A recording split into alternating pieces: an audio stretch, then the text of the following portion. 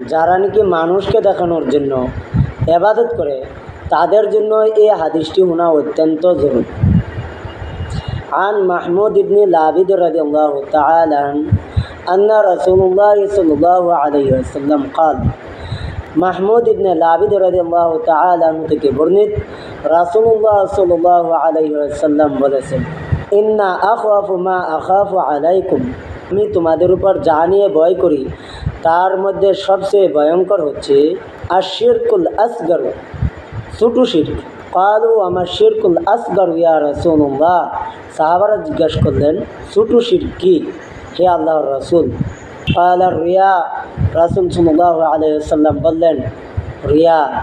ইয়াকুলুল্লাহু আযজা ওয়া জাল্লা লাহুম ইয়াওমাল কিয়ামা, আল্লাহ সুবহানাহু ওয়া তাআলা কিয়ামতের দিন বলবেন ইযা জুজিয়ান নাসু বিআমালিহিম, মানুষকে আমলের বদলা দেওয়ার সময় ইযাবু ইলাল্লাযিনা কুনতুম তুরাউনা ফিদ দুনিয়া, তোমরা তাদের কাছে যাও যাদেরকে তোমরা দুনিয়াতে দেখাতে। ফানজুরু হাল তাজিদুনা ইনদাহুম জাযাআন, দেখো তাদের কাছে কোনো প্রতিদান পাও নাকি।